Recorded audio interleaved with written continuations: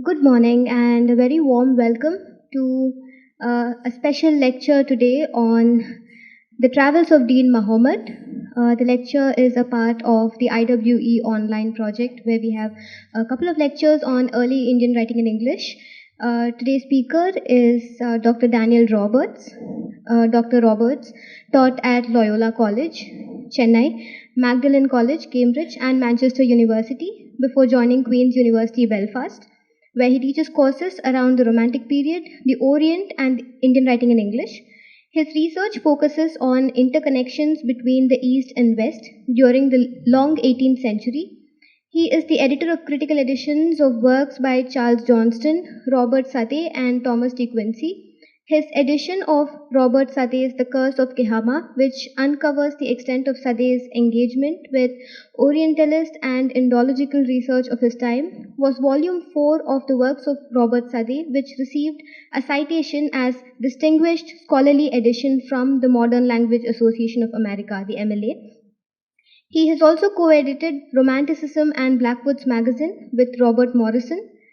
He has published widely on writers of the Lake School, periodical writers, Orientalist poetry, and contemporary Indian literature in English. May I now invite Dr. Daniel Roberts to deliver his lecture on the travels of Dean Mahomet, the first work of Indian literature in English. Thanks, Meenakshi, for that very warm welcome. And one other item in my career, which I should mention, is, of course, the fact that I studied here, did my master's in between 85 and 87. So that's how old I am as well. So thanks again for that very warm welcome. It's great to be back here. I love this campus. I spent some of the happiest years of my life on this campus. So I'm delighted to be with you today. One of the things I'm going to do, I'm going to be giving you this lecture on this text. Here's a copy. I'll keep it here. One of the things I'm going to be doing is a close reading. And at the time I was a student, we had a very famous professor, Dr. Nagarajan, and he taught us close reading. And he was, nobody could ever, who's experienced Dr. Nagarajan's lectures, could ever forget what he was like. It was at the same time terrifying and illuminating. I couldn't possibly match those qualities, but I hope I'll throw some light on the text I'm going to be discussing today. What I'll do is actually read through the text as we go. I've got slides which will give you little portions. But before that, I'll give you maybe something of an overview. So if we move to the next slide, that puts down a number of sort of categories and concepts that I'd like to explore in this lecture through a close reading of the text. And this text that we're reading today, Travels of Dean Mahomet, was firstly kind of rediscovered by the scholar Michael Fisher, who I believe visited University of Hyderabad. So I'm really relying on his excellent edition and scholarship surrounding Dean Mahomet. I'm relying on it. And I want you to read this text to ask questions, really. And I think this text Michael Fisher portrays this or calls this text, dubs this text, this writer, the first Indian author in English. So he's the first writer to publish a book in English from India.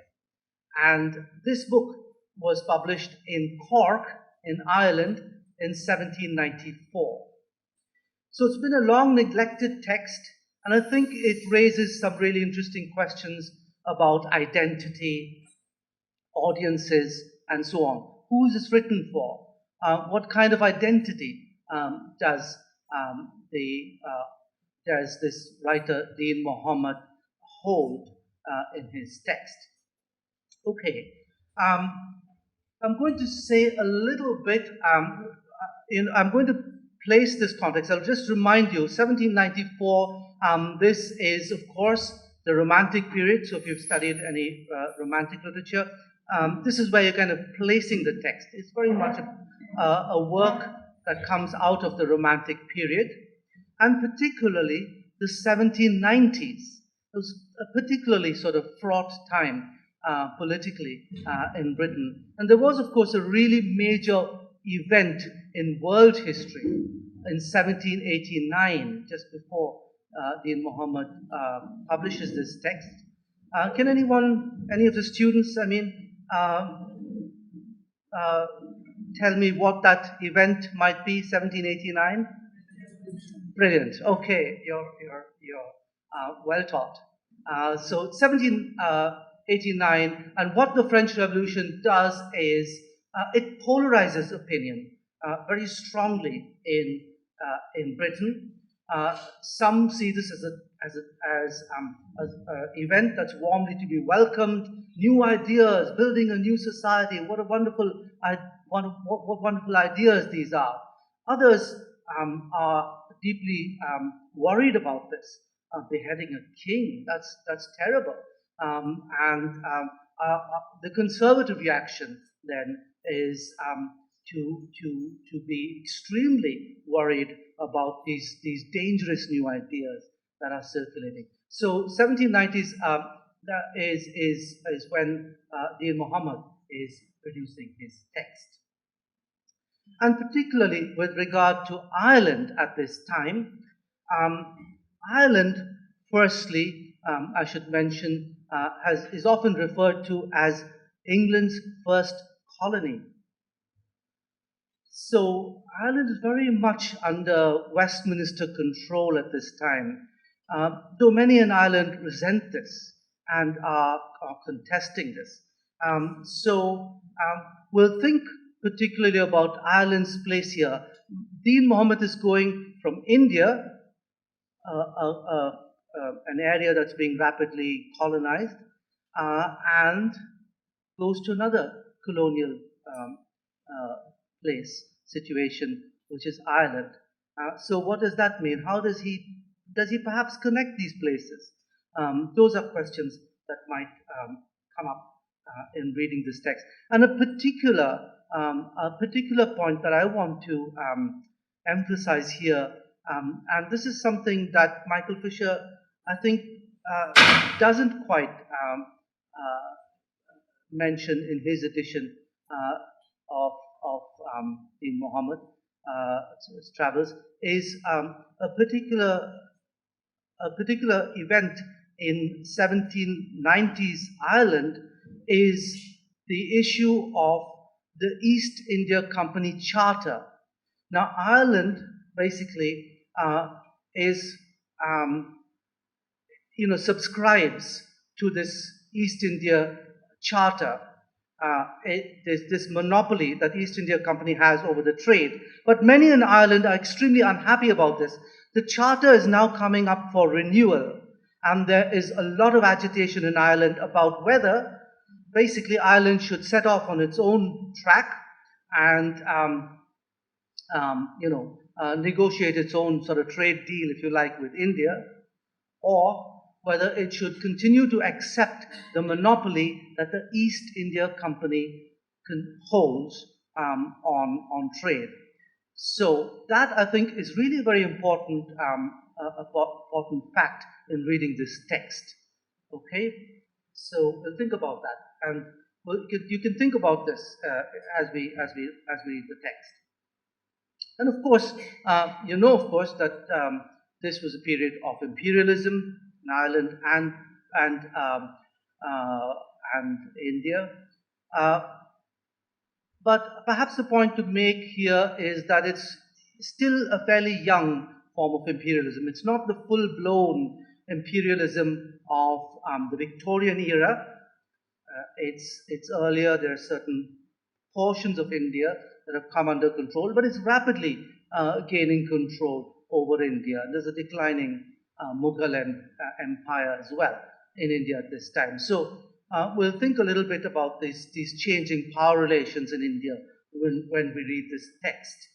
Um, and of course, another really important point to note is that at this time, it's not crown rule in India, which would happen after the Great Rebellion or the mutiny, as it's called, 1857 mutiny. It's not that yet. It's in fact ruled by the East India Company. So India is being ruled by a group of merchants, a small number of English people, and Irish people for that matter, who are controlling the empire, the growing empire in India, with a lot of support, actually, from people in India too. So we'll think about that. Orientalism I put down. Now you've probably come across that term. I'll just mention again very quickly two meanings of the word. In this period, Orientalism quite simply refers in the late 18th century to the study of the East. And this is a growing discipline. You have people who are called Orientalists. They go about studying the East, actually learning Indian languages, Sanskrit, Persian, and so on, translating that into English and so on.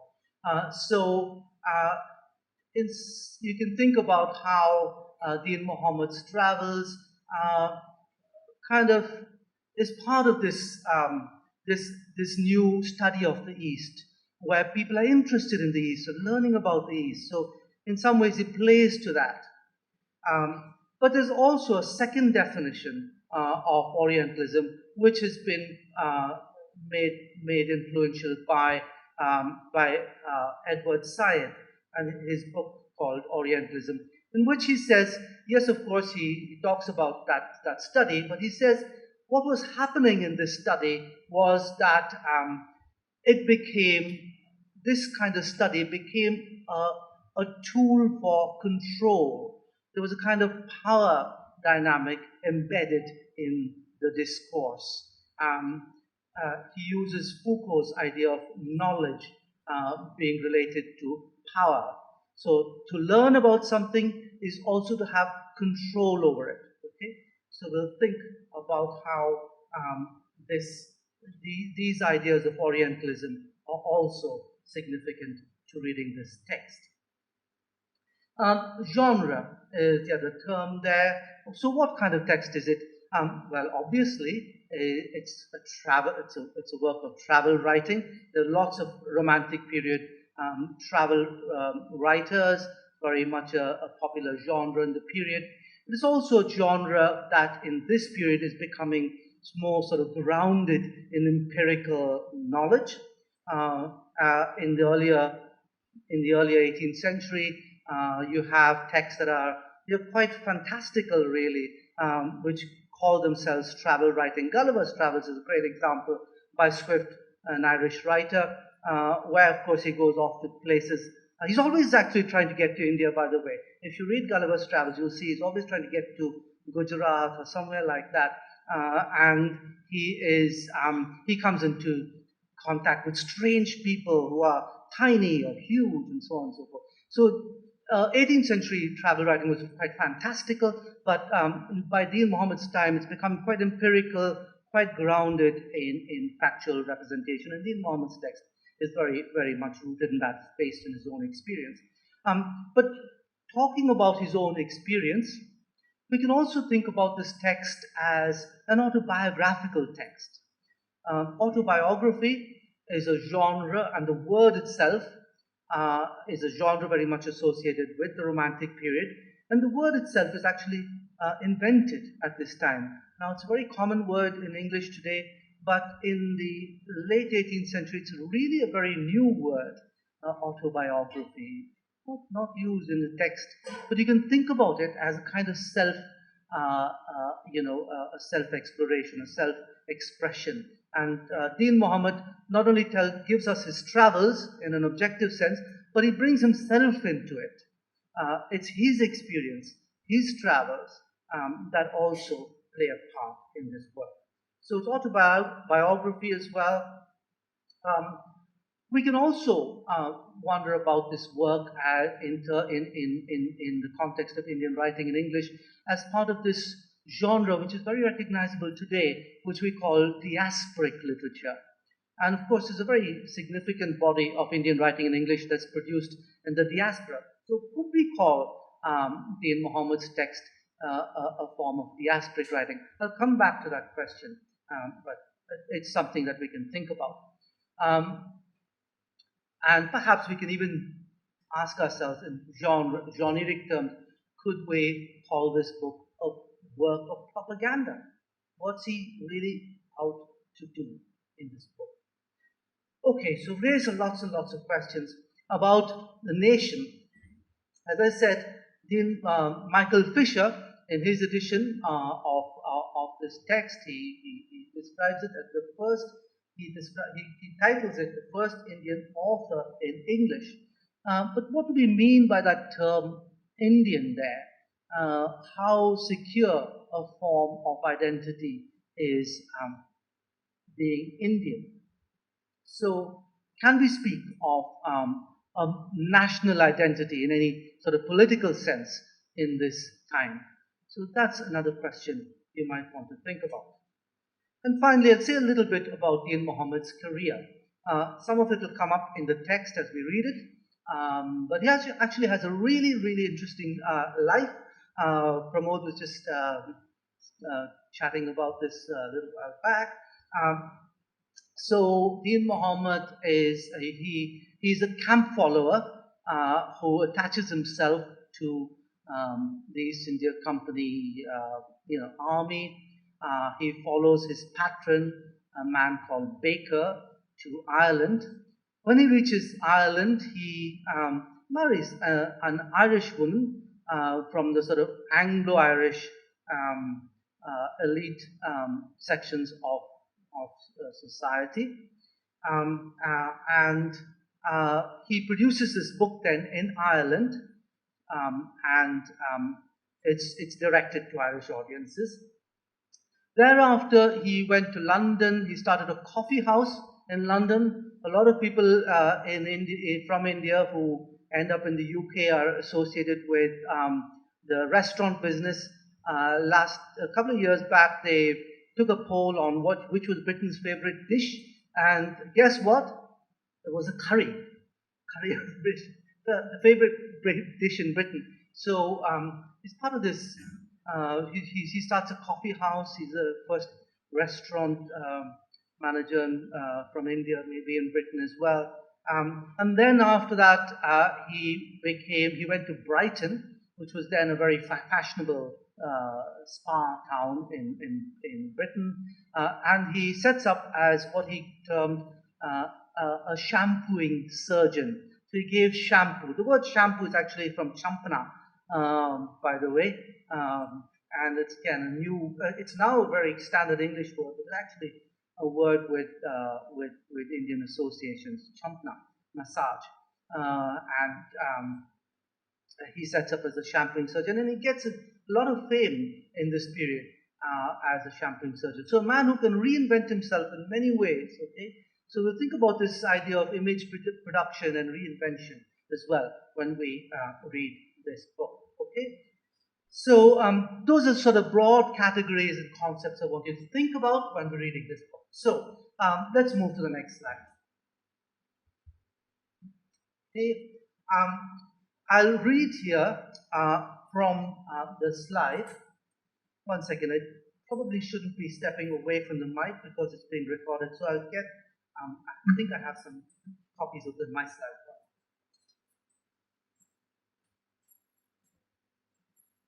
You can go ahead and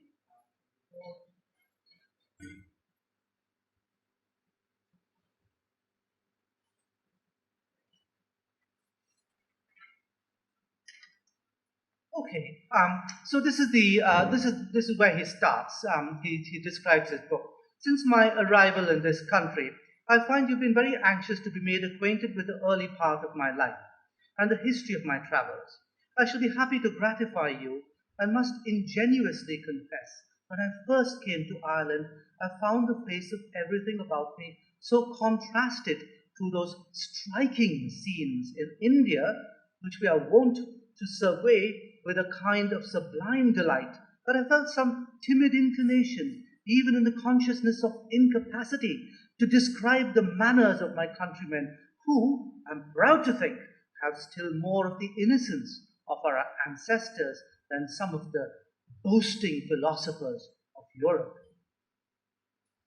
The gratification of your wishes is the principal incitement that engages me to undertake a work of this nature.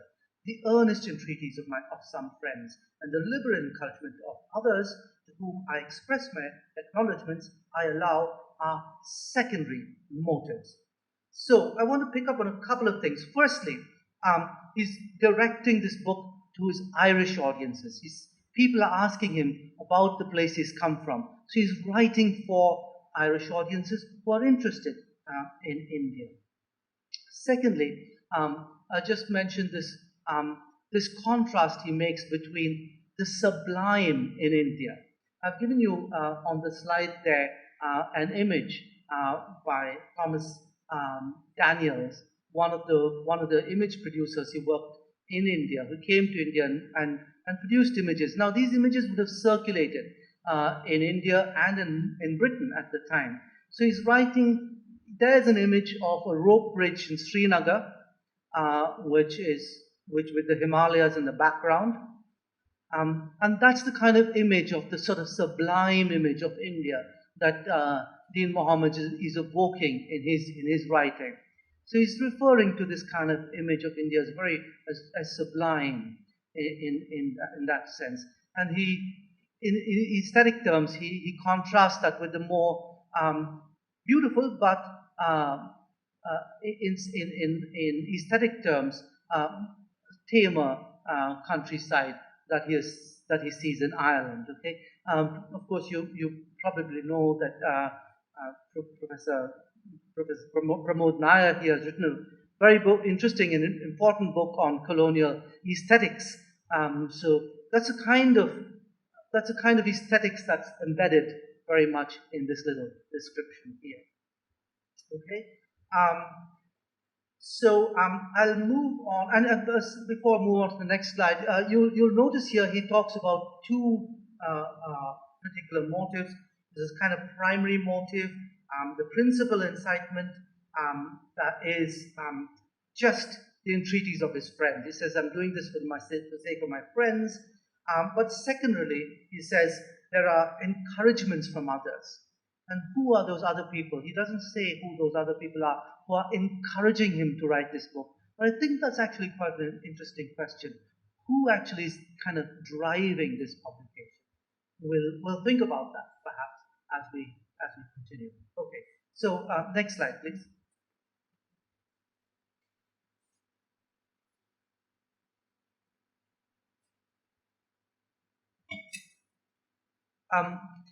In this so here we're looking at something of his history. He tells us about his father. I was born in the year 1759 in Patna. I was too young when my father died to learn any great account of his family. All I've been able to know respecting him is that he was descended from the same race as the Nabobs or Nawabs of Murshidabad. He was appointed Subedar in a battalion of sepoys commanded by Captain Adams, a company of which under his command was quartered at a small district not many miles from Patna called Tajpur, an inconsiderable fort built on the side of a little river that takes its rise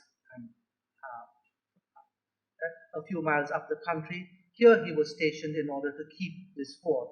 So Dean Mahomet's father, in other words, is someone who worked for the East India Company. He was someone who would have been from the military class. His family would have probably worked as soldiers for the Mughal emperors, but in the new order of things, they now find themselves working for the East India Company. So his father, he then goes on to describe in the section that follows, he described how his father died in battle, and how he was then rewarded for his loyalty. Deen Muhammad's elder brother got a job with the East India Company, was given a kind of preferment, and so on and so forth. So this is a family that's basically of a military background, if you like, in India, and now turning their loyalties, if you like, to the East India Company. Okay, I'll move on to the next slide. Here he talks a little bit about his own Muslim, the ceremonies and the way in which he's brought up as a Muslim in India. And it describes basically three kinds of baptism, as he describes it, that Muslims would have had at this time. And I'll just again read out a little bit and comment on what I find interesting in this passage. The first baptism, he says, is performed at the time of the birth by a Brahmin, who, though of different religious principles, is held in the utmost veneration by the Mohammedans for his supposed knowledge in astrology, by which he is said to foretell the future destiny of the child when he discharges the duties of his sacred function on such an occasion, which consists in nothing more than this prophecy and calling the child by the most favorable name the mysteries of his science will permit. He receives some presents from the parents and kindred and retires. And then he goes on to describe the second baptism and the third and so on and so forth. But what is interesting, I thought, about this particular description of this so-called first baptism is just the kind of amity that exists between the religious communities at this time. I think that's really quite interesting. That the Muslims at this time would have called in Brahmins to confer these names and cast a horoscope and so on and so forth. There's not that kind of separation or sectarianism that later comes about under British rule. Okay, I'll move on to the next description. Next slide. And here he is, Deen Muhammad, now describing how he leaves his mother. I was extreme. So this is just to introduce the slide. He's decided he will follow this man, Captain Baker, and he wants to leave his mother. Captain Baker is sailing back to Ireland.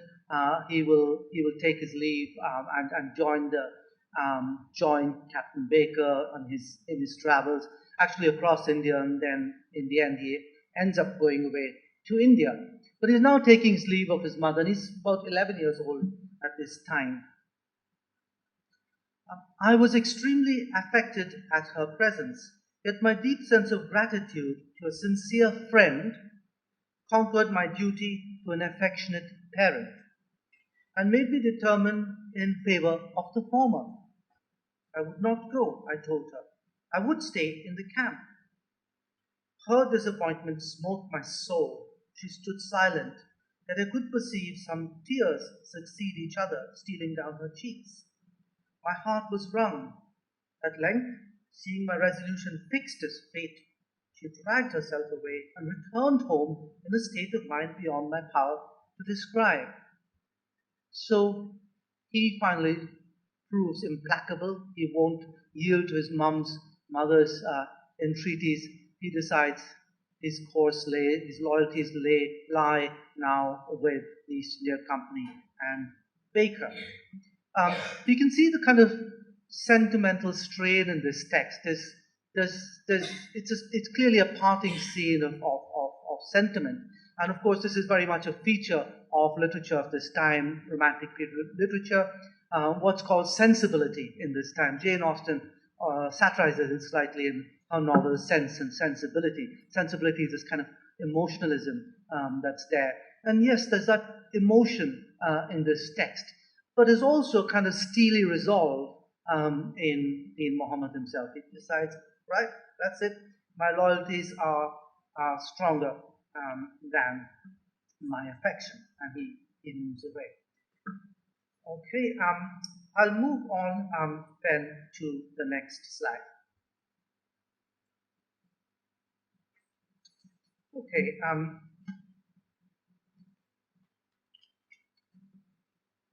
this is a description of the kinds of buildings and residences that the officers in the East India Company would have made at this time. And I'll read it out again. Just comment on what I find interesting about the description.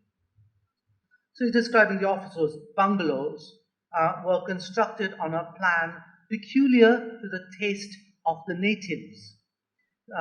They were quite square, the sides were made of mats, and the roof, which was supported by pillars, thatched with bamboos and straw, much after the manner of the farmers' houses in this country, that's in Ireland. So he's comparing the houses, the kind of building, thatched roofs, and so on of India, the officers' houses being made in India, to the kinds of buildings, cottages, and thatched roofs of buildings that were seen in Ireland at the time. The entrance was wide and open to a spacious hall that contained on each wing the servants' apartments, inside which were the gentlemen's dining rooms and bedchambers, with large frames in the partitions and doors that answered the same end as are doors and windows fastened to those frames. Doors, he then explains for his Irish readers. I think it derives from the word parda, actually, meaning curtain. They are a contrivance made of coarse muslin, ornamented with fancy stripes and variegated colors, and so well quilted that they render the coolest situations agreeably warm. They are let up and down occasionally to invite the refreshing breeze or repel the sickly sunbeam. Inside is a kind of screen called cheek, made of bamboos, as well as small as wire and interwoven in a curious manner with various colored threads which keeps them together. Again, a few things that you might notice. Now, these words, bungalow, perdos, or parda, are actually just coming into English at this time. Then he goes on to explain cheek, or cheeky, or whatever, however you pronounce that. You might remember those kinds of blinds that they used to make some decades ago in India. I don't think they're very common anymore, like bamboo screens. You could splash water on them and they would be cooling. So he's describing this building, but it's also, as this description unfolds, you see how Indian words are just entering the Indian language at this time. Bungalow is, of course, again, an Indian phrase. And at this time, and in Britain, even today, when they talk about bungalows, they always mean just single-story houses, not very big ones. Okay? Later, of course, as the British began to establish themselves in India, their buildings began to change. Their buildings began to be more, solid structures with pakka roofing, if you like. Again, I use an Indian word. But at this time, in the late 18th century, what's interesting again, I think, when you look at this description, is just how the East India Company officials are actually adapting to the environment and building in a way that's actually quite well adapted to Indian conditions, using materials and building styles that are actually Indian.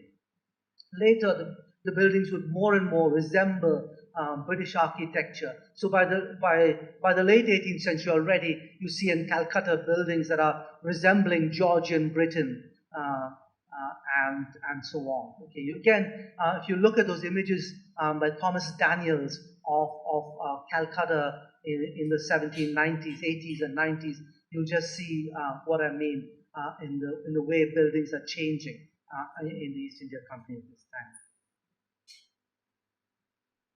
So I'll move on to the next slide then.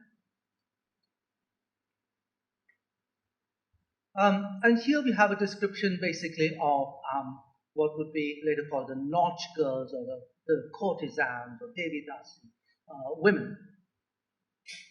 Again, I'll read the description and make some comments. Okay, I shall now change the subject from grave to gay and endeavor to entertain you with some account of the dancing girls of this country.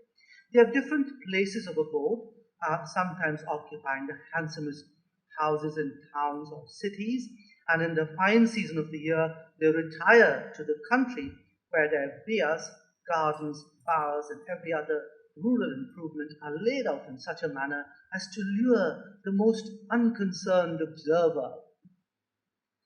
Hither, some of the principal nabobs and European gentlemen, the first distinction, are drawn by their love of pleasure. And then he says about these courtesans, they avoid every degree of affectation in their manners and copy nature as their grand original. Besides, they have nothing of that gross impudence which characterizes the European prostitutes. Their style of seduction being all softness and gentleness, their caresses are not only well managed, but well timed in the cloying minutes of satiety. I thought I just had to include that last bit there, naughtily. Okay, so again, I'll comment on this description. Firstly, we have this description of the courtesans.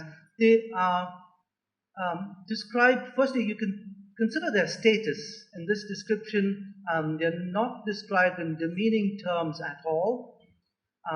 They're women of independence, a certain status, and they live in quite nice houses, and that's the first point I want to make. The other thing is, this is the late 18th century. It's not Victorian Britain where prudery had crept in. The sexuality is being described very frankly, and he also kind of portrays it as very natural.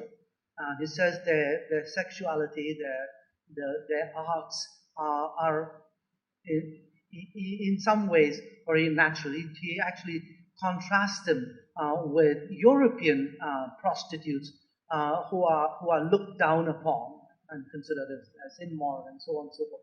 But here he thinks these people are behaving in a natural way. Their arts are natural. Okay, so that's his description. But we may also want to think about the kind of attraction this may have held for Irish readers, but especially young Irish male readers who might have been thinking of joining the East India Company and traveling to somewhere like India. Wow, there are some very sexy women out there, is perhaps the underlying message of this text. Of course, there weren't very many women when they went out to India, so maybe for his audiences, he's portraying a degree of pleasure that may be had to be had in India. And I'll also mention that at this time in Ireland and throughout Britain, there was a strong recruitment drive by the East India Company. They were out there trying to get people to join the East India Company. And Ireland was a big supplier of soldiers for the East India Company. At the time of the Indian Mutiny in 1857, they reckoned that about half of the East India Company's British troops were actually Irish in origin. Okay? So we can think about that. Baker and his family, that is Dean Mahomet's patron, were would have been very involved in these kinds of things, trade, recruitments, and so on. They are the kind of, if you like, model figures in Ireland. Here's this man who's come back, made a packet of money in India, and sets up very successfully back home in Ireland. Okay? I'll go to the next slide. Now, Deen Muhammad is in no doubt that the Mughal power is declining. He describes it in these terms.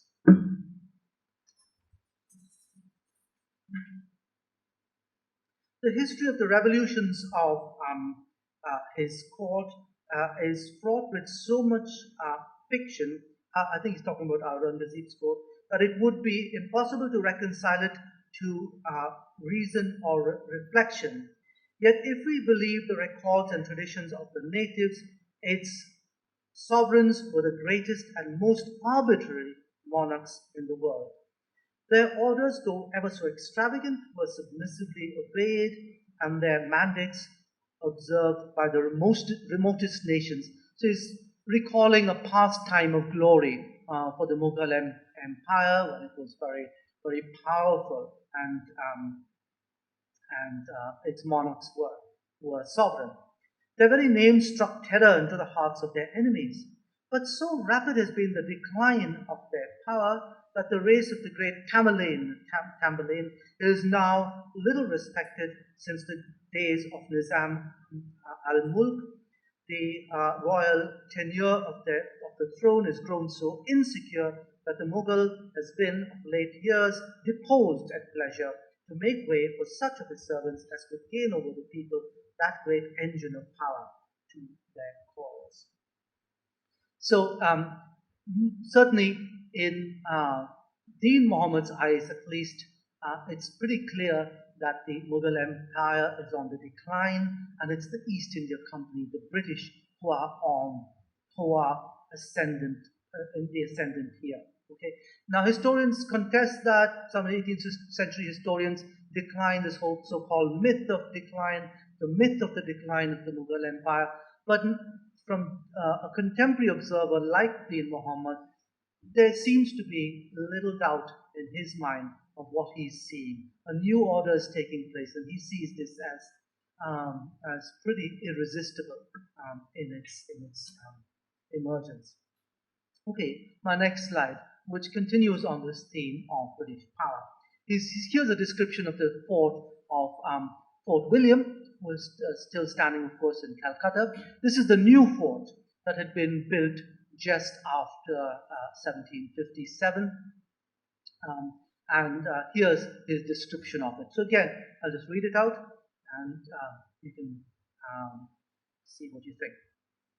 So Fort William is a mile from the town and the most extensive in India. It's the most extensive of the British holdings forts. The commander-in-chief resides in an elegant edifice within the fort, where there's also a bazaar constantly held to supply the army with every necessary. And the officers of rank next to him dwell on the very arches of the gates, in beautifully constructed buildings that in such elevated situations have a very fine effect on the delighted beholder. Inside the fort, there are 8 barracks for the other officers and privates, stores for the ammunition and accoutrements, magazines, armories, and a cannon and ball foundry almost continually at work for the general use of the company's troops throughout India. In short, Fort William is an astonishing piece of human workmanship and large enough to contain at least 10,000 inhabitants. So what we are looking at here is really a description of imperial power. Here's this fort. It's very powerful. There's this huge machinery for production of ball shot, for guns, using guns, and so on and so forth. And it's an image of power and also of comfort possibly for people who might be thinking of going out and joining the East India Company. It's also a comfortable life. There's a commander and a fine bungalow, a fine residence, and so on. It's not bad, and it's very powerful and secure. He describes it as a very secure holding. It's not easy to challenge that power in this place. Okay, I'll move on to the next slide. continuing on this theme of British dominance, at least in Mahomet's eyes. Here he describes the capture of an Indian fort. And this fort is the fort at Bahrampur, Fort Ganlin, as the fortress of Ganlin. So here I'll read this description and again comment a little bit on it. Okay?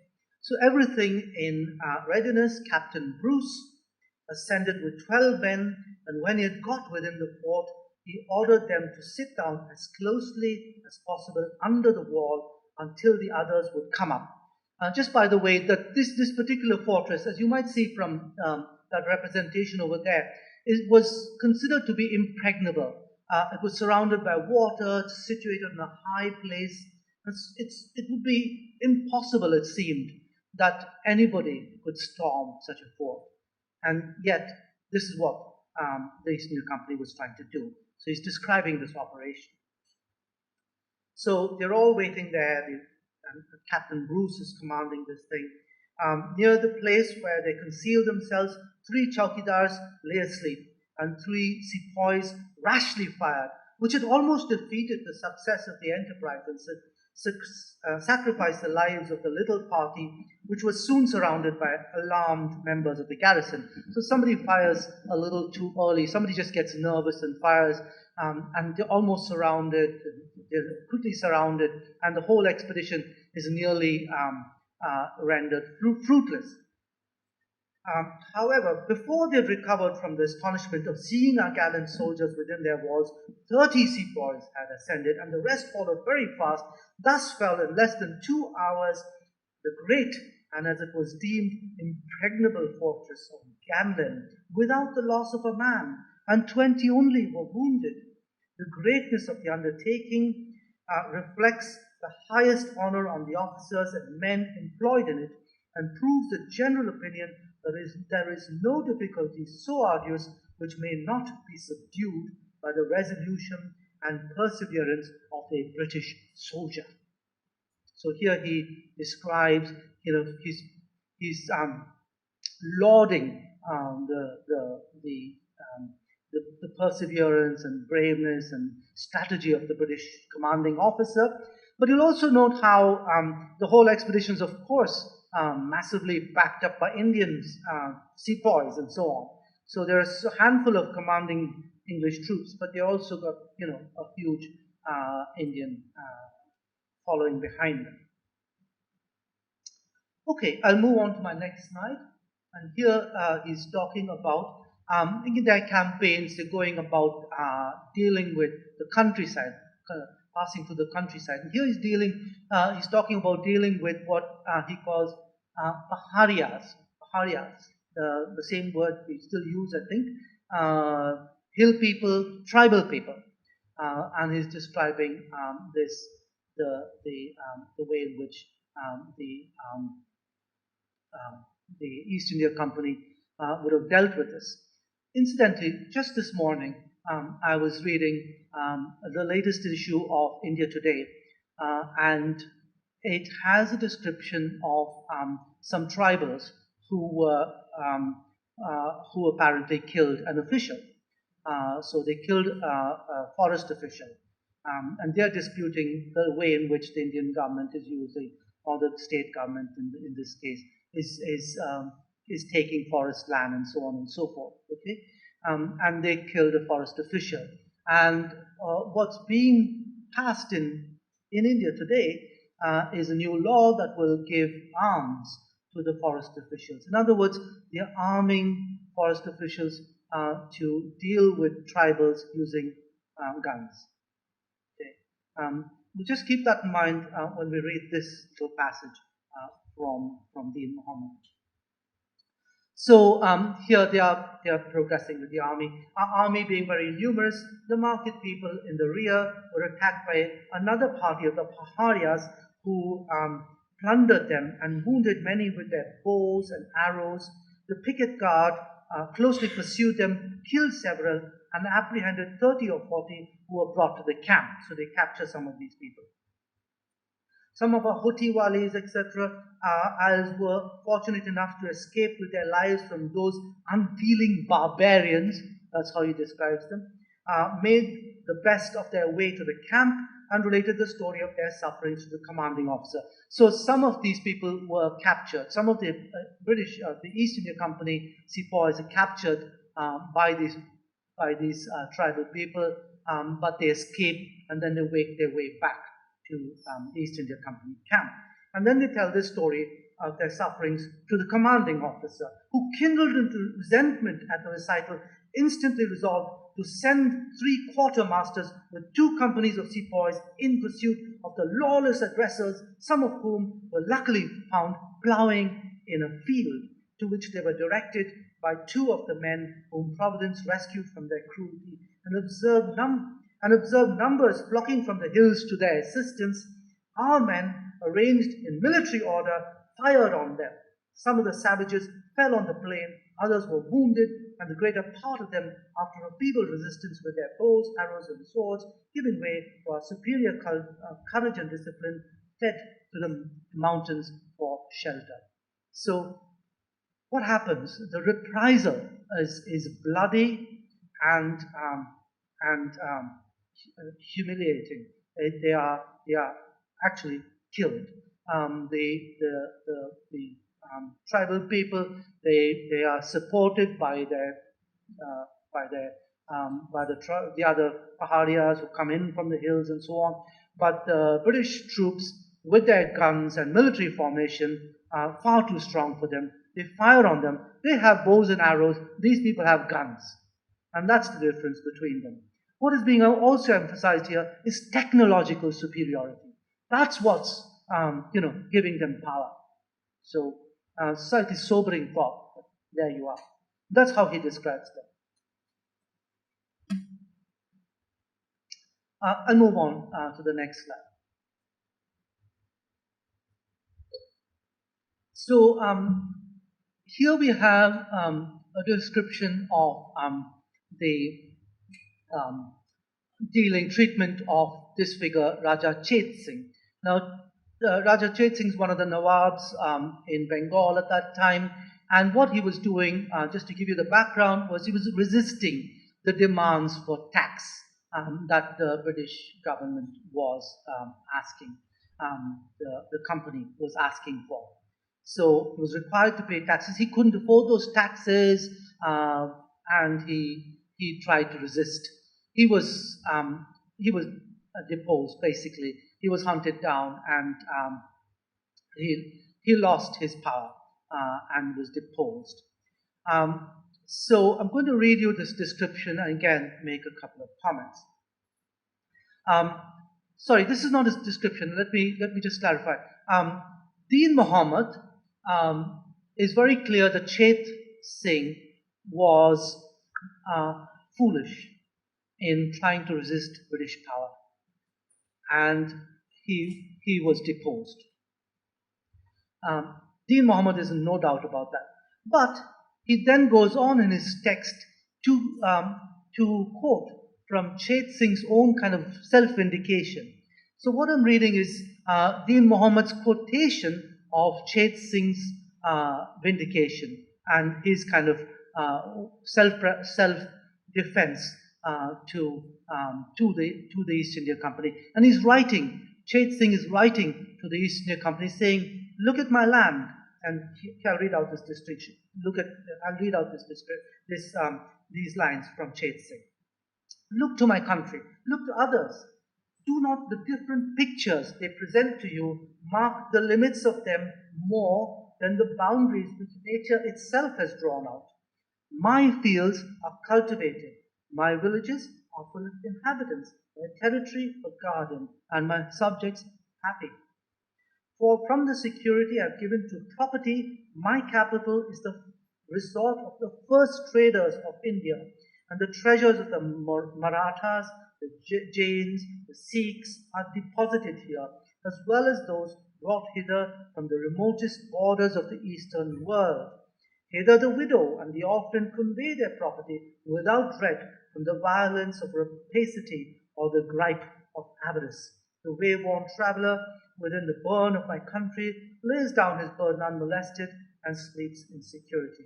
Look to other provinces. There famine and misery stalk hand in hand through neglected plains and deserted villages. There you meet with aged men drooping under the weight of years and unable to transport themselves from the grasp of the prowling ruffian watching to waylay their helplessness. So Chet Singh says, my country is actually the best, most fertile, well cultivated, happiest place you can find in India at this time. Look to other places. What do they have? Famines, lawlessness. That's he quotes this, and this kind of sympathy really for Chet Singh's plight, even though the Deen Mohammed is in no doubt that Chet Singh's was foolish in trying to resist British power, and he was deposed. So it's quite a ambiguous kind of depiction here that's going on. One thing I'll just mention, Chet Singh, you might be surprised at the kind of sympathy that Deen Mohammed is showing for this figure, whom he also describes, after all, as being foolish. Well, Chet Singh's representation and sympathy for Chet Singh had been portrayed in other depictions. There were many debates going on at this time about the legitimacy of company rule. And one of the greatest detractors, one of the greatest critics of the East India Company at this time was Edmund Burke, an Irishman. And he led the impeachment of Warren Hastings. So this was a really very important court case that preceded the publication of this book. And in this court case, one of the features that Burke had talked about was the treatment of Chet Singh. He describes it. He says, for Burke, this was a terrible thing. The deposing of local rulers and so on. He's very, very critical of the East India Company. And he's a conservative. Burke is a conservative writer in this sense. He's politically a conservative. He's a Whig, but he's a politically, conservative philosopher. And he's against the French Revolution precisely because of that. It's deposing kings. Okay? And this sympathy for the king is something that's quite conservative, and I think it's a feature that's quite interesting in this text, and quite ambiguously, described. Okay, I'll move on to the next slide. And here we have a description of the kinds of goods and trade that that India was famous for. Of course, the East India Company came to India firstly and primarily for trade. That's what they were there for.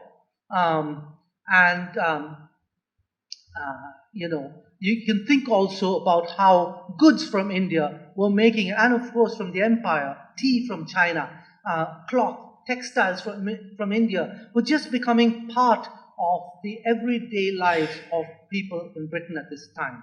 Okay? So this is an image so he's writing about these kinds of things that people see, these kind of things that people see, fairly exotic perhaps, but which are becoming part of their lives. Okay, I'll read from this passage. Dhaka is considered the first manufactory in India and produces the richest embroideries in gold, silver, and silk. It also receives considerable advantages from its cottons, of which the finest striped and worked muslins, calicoes, and dimities are made much superior to those finished in other parts of the country.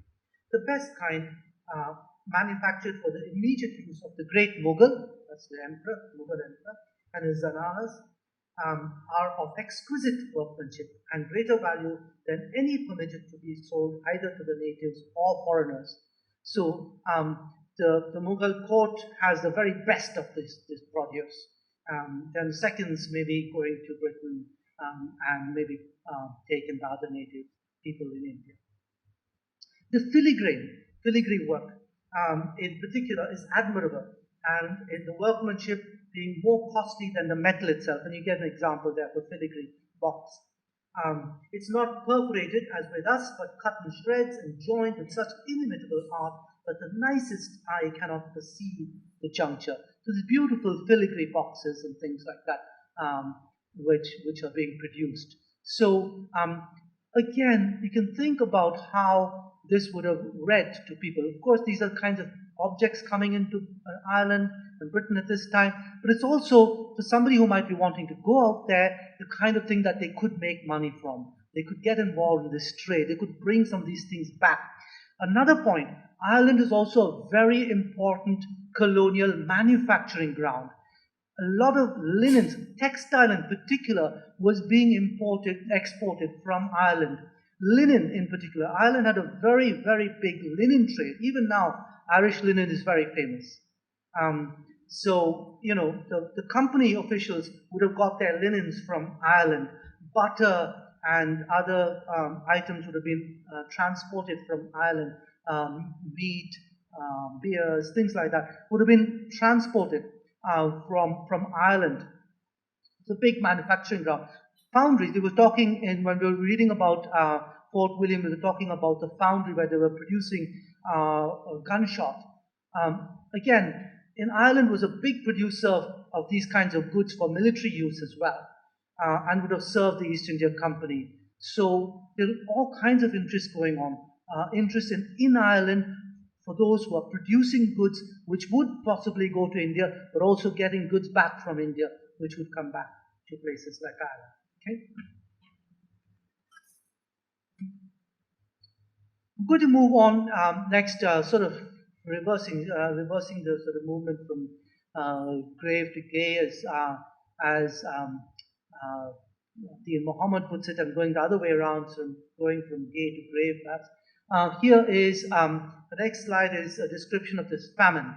This was the first of the great famines in the East India Company, 1769 to 70. There was a very major famine where millions of people in Bengal died. One of the most fertile areas in India. Suddenly we have millions of people dying. And Deen Mahomet was traveling around and seeing these things. He's describing it. But secondly, another really important point. Ireland had experienced famines before India. Ireland is another colonial area. In the 1740s, there was a huge famine, and again, millions of people died in Ireland. So Ireland experienced famines. Famines were very much a part of colonial economies. And one of the things you can say, whatever we may say of corruption or whatever else we may talk about in post-colonial governments in India and Ireland, we've never had famines after independence in India. But they were very much a feature of colonial rule, both in Ireland and in India. Okay, now let's turn to Deen Mahomet's description of a famine, and what does he see? I remember to have seen numbers perish by famine this year. The excessive heat of the climate and want of rain dried up all the land, and all the fruits of the earth decayed without moisture. Numbers of people have dropped down in the streets and highways. None fared so well as those whose plantations were watered by wells. The proprietors, some of whom were Bobs, Nawabs, and other European officers, distributed as much rice and other food as they possibly could spare among the crowds that thronged their courtyards and houses. So the British officers are distributing grain and so on for the people. But the poor people, quite spent, unable to bear it, fell down and expired in their presence. Some endeavored to crawl out and perished in the open air.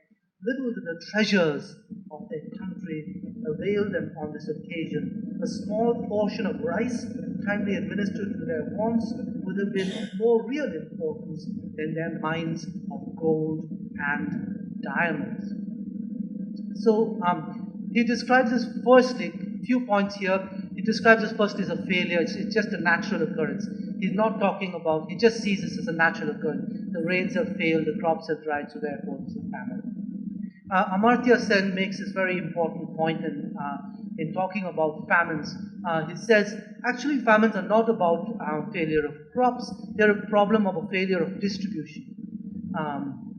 And you can also think about, growth of cash crops, which displace, the crops that would have been used for feeding people. So there are all kinds of things that make famines very much more prevalent in colonial economies. And Amartya Sen's point really is that it doesn't happen in any properly functioning democracy. So for Deen Mohammed, it's just a natural occurrence. That's how he puts it. Secondly, he describes the benevolence, as he puts it, of the English officers. They are giving arms to the people. They're giving rice. He doesn't ask where they get their rice from. He doesn't ask those questions. He's just saying, they are really kind people. They're giving out arms to those people. And thirdly, there's a kind of victim blaming going on here. Think about how he says the treasures of the economy. He's blaming the Indians for who are dying for relying on their treasures. Nothing, all their treasures would not serve them under these circumstances, and so on. So there's quite a complex and interesting kind of depiction of a famine in this text, and it's not an edifying one. Okay, I'll move on now to the next slide. Here's a little description of Madras at the time. For any of you from Madras, I lived for many years in Madras, Chennai, and here's his description of 18th century Chennai. Madras, or Fort St. George, is a regular square about 100 yards at each side, with 4 bastions built with what they call ironstone, being the color of unwrought iron, and very rough on the outside, like honeycomb. The fort stands near the center of the White Town, where the Europeans inhabit. The Black Town, situated to the northwards, adjoins the White Town and is considerably larger. Here, Portuguese, Indians, Armenians, and others dwell. And so on. I won't read the whole of that quotation. But what I'm getting at, a couple of points there, is just how segregated the European quarters are. That's the White Town. It's literally on skin colors being used to determine this distinction, the white and the black town. And even in the Black Town, you have actually quite a lot of diversity. Armenians, Portuguese, and others. So there's quite a lot of racial diversity here. Though the British have their own very strong space, the fort is very central to that, which is still now Fort St. George in Madras. Okay, I'll move finally then to making a few tentative conclusions. Firstly, one of the things I hope I brought across here is the extent to which this book was written for Irish audiences. It's first published in Ireland, and it's a very rare book. There are only 3 copies surviving in the world, as far as I know. If you find it secondhand in a secondhand bookshop, buy it. It's going to be very valuable. Okay. There are 3 copies in the world. One in Ireland, somewhere in a abbey or in a nunnery or something like that. They have a library copy there. Second, in the British Library, London. I've seen that copy and I've looked at it. There's a 3rd copy in Shantiniketan. So this book must have also traveled to India. Perhaps it came with one of those East India Company people. Maybe somebody from Ireland came over. Some dogs are objecting. Okay. So this book was produced for people there. It was actually prefaced with a subscribers list. I don't know if I mentioned that. So basically, it would have been written for people who subscribe. And what the subscription list tells us, the list is actually published in the book, is that the people who bought it They pay for the publication of the book, basically. These people are actually the great and the good in Cork.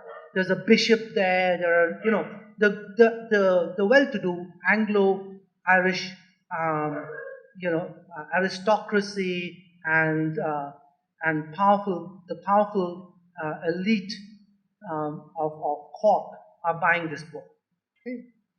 Um, so that's the audience he produces it for. That question of national identity, I raised that question in the beginning. My view is that there's no, fully formed idea of political identity. Think about how, Dean Mohammed describes the Indian people and distances himself in some ways. In some ways, he's sympathetic, but in some ways, he also distances himself. It's not a unified idea of the nation in any political sense that you would get maybe by the late 19th century, 1880s formation of National Congress and so on and so forth, Indian National Congress and so forth. That you can say is, political, fully fledged political, national identity. So when we title this book Indian book, what we actually mean by that, it's not quite that fully formed sense of identity, but maybe you can see an incipient form of national identity possible.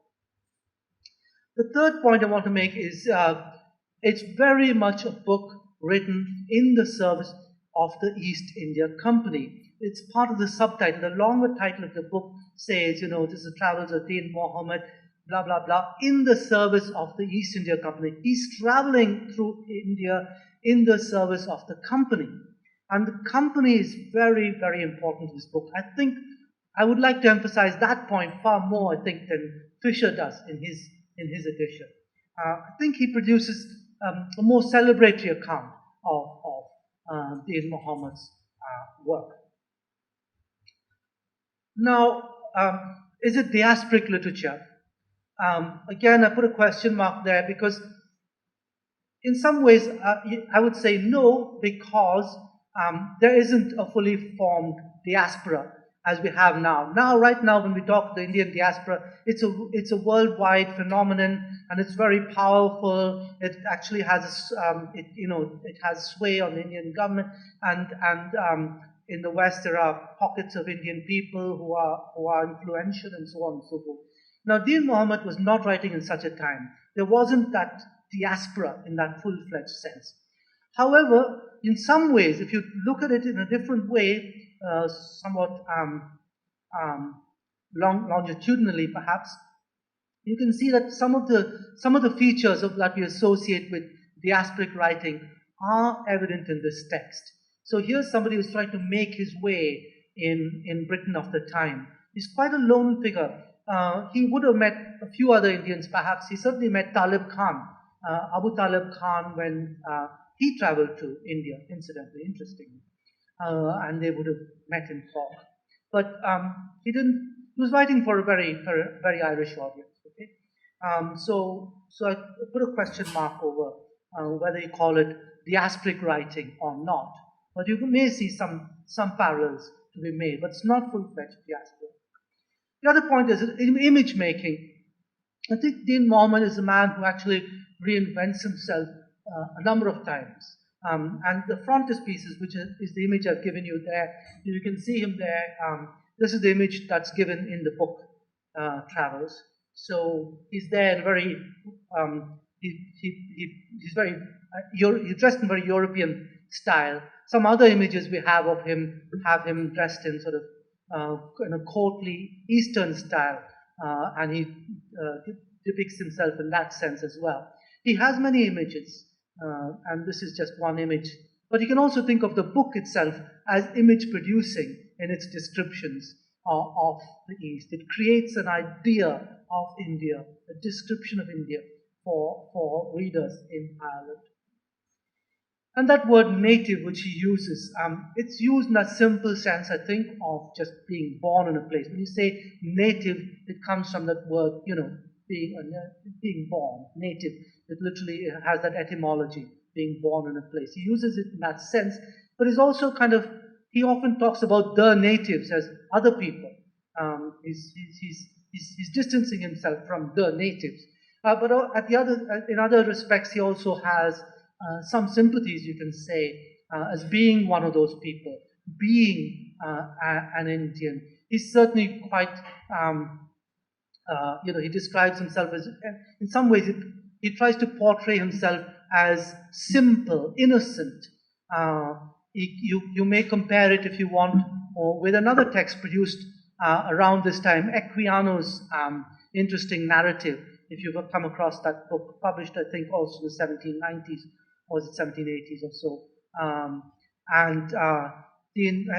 Equiano describes, the Nigeria, Igbo culture, and so on, in a very, it's a very paradisial way. And he describes India in some ways as very paradisial. The people are very innocent and so on. And he kind of produces an image of himself like that. Ingenuous, he says. He describes himself as being ingenuous.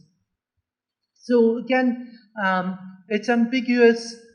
It's something one can deconstruct, certainly. But in a broader sense, it's very clear where Deen Mohammed's loyalties lie. His loyalties are with the East India Company. And that is a very important part of this book. So I'll stop there. Thank you.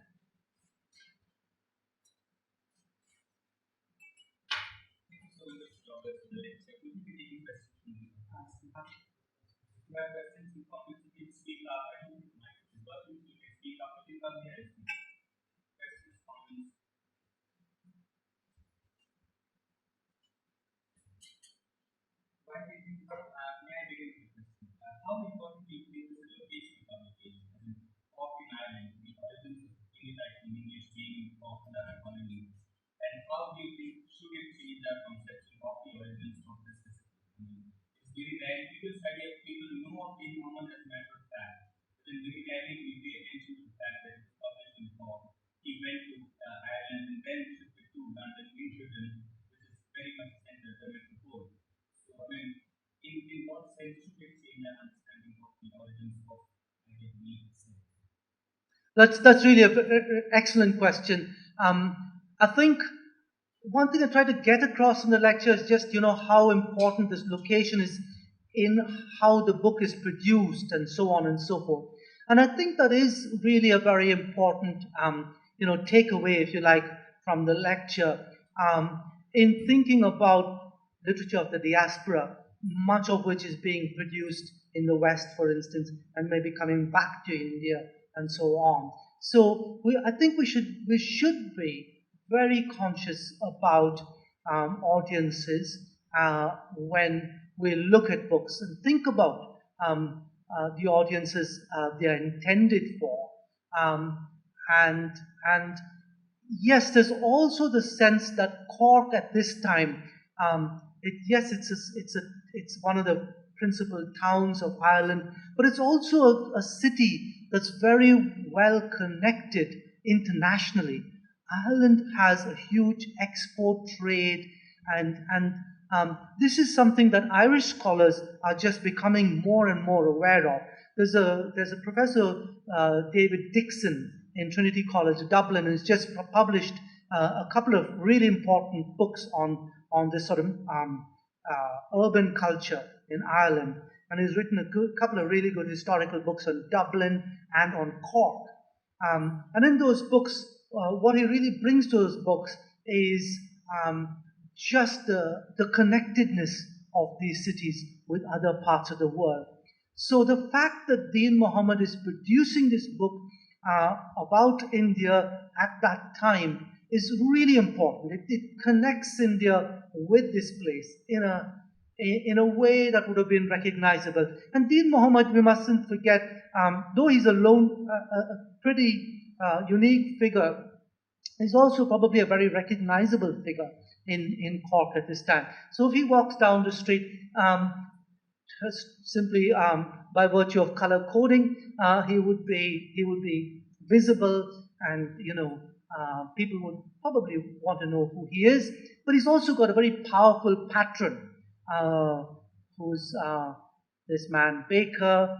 Baker, incidentally, was disgraced in the East India Company, and he was disgraced for corruption, basically, and he went back to Ireland. But he comes back very wealthy and very powerful. So Deen Mohammed is attaching himself to this wealthy, powerful, slightly tainted figure, and he is, you know, his book has can reach out in all kinds of ways. But location is certainly very, very important to this text.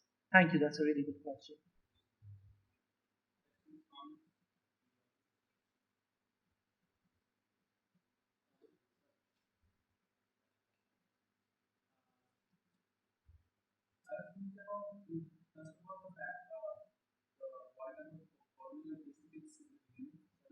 That way, how do you locate and explain the reading of this text? Because since people will not take some from the book and you read with us itself. So I was thinking, do these travel writings, because they fall into this genre, right? Do these travel writings, then can you look at a history of reading them? Because since we read them very closely, and so is there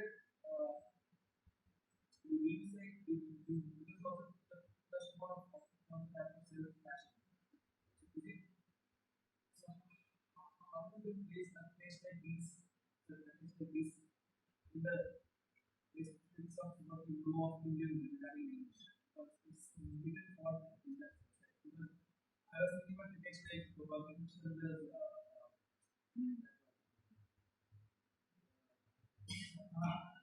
we wrote the book very was similar also on the British. So that text must be related. How do you do this? Okay, another really very interesting question, very good question about the aesthetics of this book. Um, the first point I'll probably make is, when Deen Mohammed is writing this, I think when we're talking about aesthetics, we must be really quite conscious of the period in which it's written. That's the first point I'll make. So if you're thinking today's aesthetics, I think it's very much more varied. Okay, we know India is a very much more diverse place. We know that it can't be categorized as one or another. Now, Deen Mohammed was writing at a time when the aesthetic categories relating to India would have very much more obviously related, placed India in under a certain lens, and that lens was that of the sublime. So India was very commonly associated with sublime landscapes and so on. So Deen Mohammed is doing that, in his writing. But it's also the romantic period in which the sublime is often held up to be, the highest in aesthetic terms. So again, to quote that very famous Irish statesman and aesthetician Edmund Burke, he's written this book, a classic of aesthetics, really at this time, an inquiry into the beautiful and the sublime. So Burke makes this distinction between the sublime and the beautiful. But the sublime is very grand, is very ennobling, and again, I think it's very attractive to readers there. Going to India could appeal to such readers as something ennobling. It could make you somehow powerful, noble, gives you all those kinds of attributes that are associated with sublimity. And of course, the adventure and so on. You're going to see these amazing, beautiful places, heights of the Himalayan ranges, which were never seen, which would not have been seen in Europe. The closest one would go for really high mountains would probably be the Alps. Okay, you have mountains in Ireland, but they're They're fairly small, small mountains. They're not at all in the scale of the Alps, or certainly not the Himalayas. Okay? So he's writing for this kind of, a lot of people would, for instance, go into Europe to experience the sublime and the Alps. In the Romantic period, writers like Shelley would go off um, to the Alps to experience the sublime in the mountains, Mont Blanc, and so on and so forth. So Deen Muhammad it's important to locate this text in period. And if you want to think about it in terms of contemporary writing, we can just think about just the diversity of writing. But to think of contemporary Indian writing, which still evokes the sublime, I think, I'm thinking of a novel, say, like I'm just giving you one example, Anita Desai's Fire on the Mountain, where you have that landscape, the Himalayan landscape, repeatedly emphasized. The landscape descriptions in Fire on the Mountain are wonderful. In fact, it's the British who are described there as oddly, incongruent, fleeting. They can't really, establish themselves. These sort of deracinated figures in the landscape of Anita Desai's Fire on the Mountain can't establish themselves. The Himalayas are too grand for them. On the other hand, that's a kind of a post-colonial critical, portrayal of the sublime. So you can compare these texts, a contemporary text, with that. But there's a lot of course, there's a lot of descriptions of the sublime in contemporary writing. I'm thinking of that book, Latitudes of Longing, for instance, which again has glaciers and the Himalayan regions described in the sublime mode. So there is a continuity there, but it is very important in reading that continuity to also be aware of period differences and what that might mean for these texts.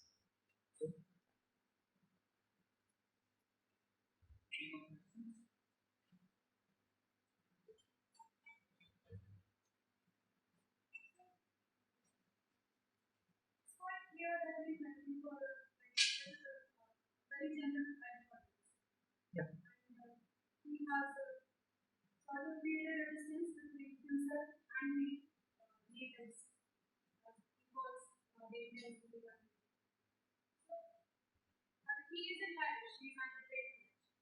Where does his identity lie in all of this? He has distanced himself from the land that he comes from. He isn't about the land. Where does he stand? Very good question. Where does his identity stand? And I think actually my answer is that it's fairly fluid, and I don't think. I think we have, in today's era, we have generally a very much more secure sense, particularly of national identity.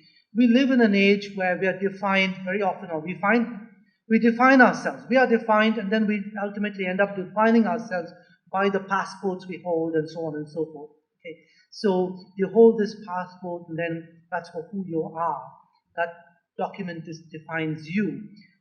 But Deen Muhammad's time, you could travel much. There weren't, those kinds of border controls and things like that, which operated.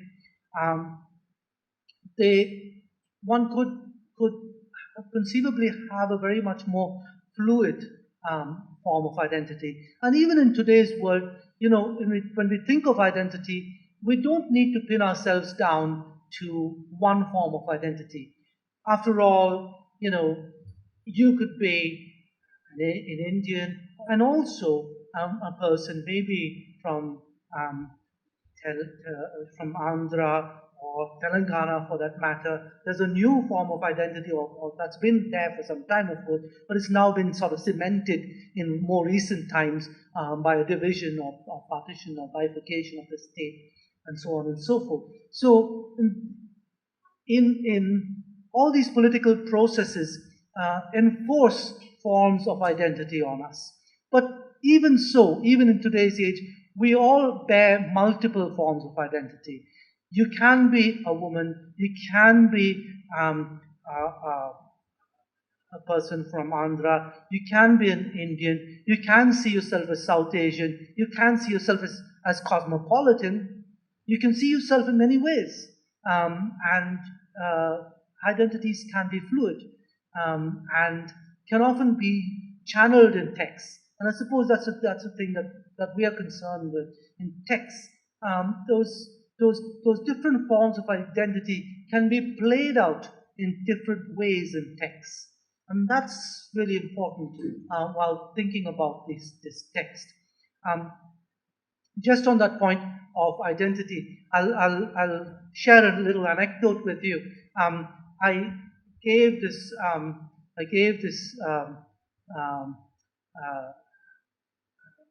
seminar. I gave a talk on Dean Mahomet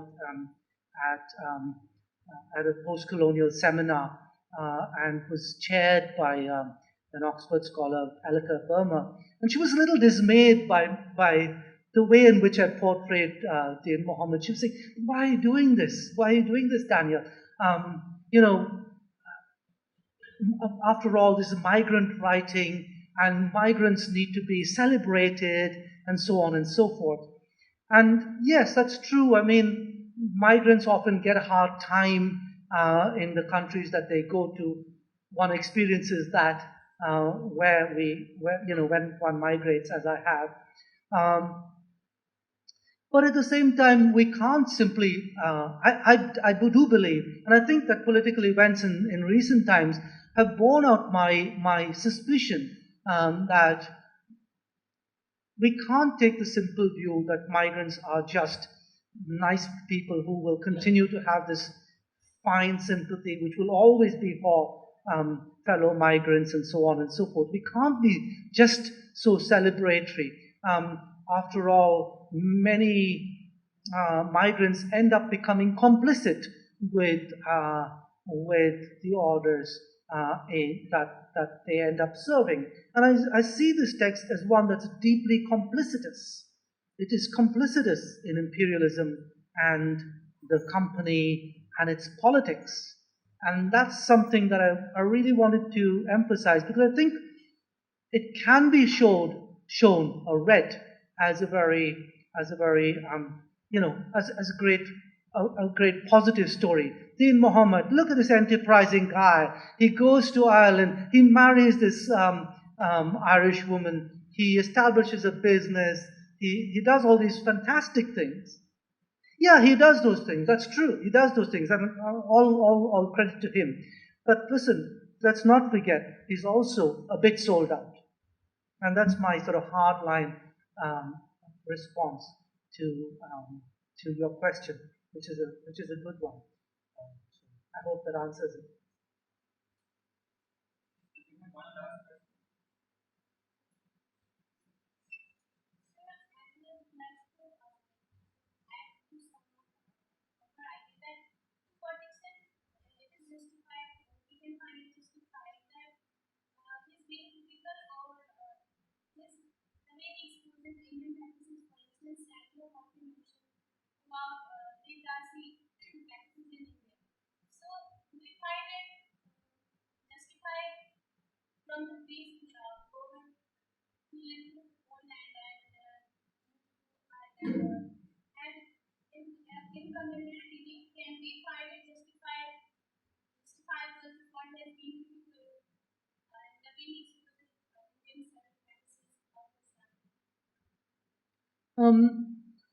Justification is, I suppose, that would be for every reader to work out whether you justify it or not.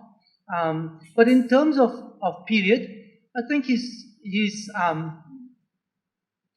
is accurate enough in that it is clear that the courtesans, if he's describing something of what he's seen, he knew what he's talking about. Okay? he's describing something that was part and parcel of practices at that time. But what is if you take the longer picture, what tends to happen in the Devadasi tradition is that these women over time have become reduced more and more, and of course they become, the tradition is now outlawed in India, modern India, and in the British Raj itself, it was frowned upon and unacceptable. There were legal restrictions and so on, legislation and all that, which came about in the 19th century. Now, Deen Mohammed is writing before that time. He's still able to portray it in very positive terms. The women have high stature and so on and so forth. But you're right, there's something slightly insidious about what's going on here. After all, who are these women? Who are these women now catering to? Again, they're catering to the new elites of India, the male. And let's face it, it is a male exploitation going on. Now, the males now are European elites. They are also beginning to enjoy the pleasures of these women. And he's writing to, again, audiences who might think, I might go there and I might, enjoy some of these beautiful women, basically. Putting it as crudely as that. Yeah. Does that kind of answer the question? That I think is not clear with the lecture. Thank you so much, Dr. Douglas, for a significant addition to our participating online in this lecture. And thank you so much for coming here for the lecture. And to many more questions, we can talk to Henry Media and lecture tomorrow as well. And by the way, we have multiple texts in live play. I hope you can go and have a look. It's fascinating text. And one book that we shared itself, and we have Dr. Roberts' text on Private Gentleman magazine, on which I hope to be speaking tomorrow in the live play. So maybe you can have a look before the lecture. Thank you so much for coming. We hope to have all of you and talk to more people over tomorrow's lecture. Thank you so much. Thank you so much. Thank you so much.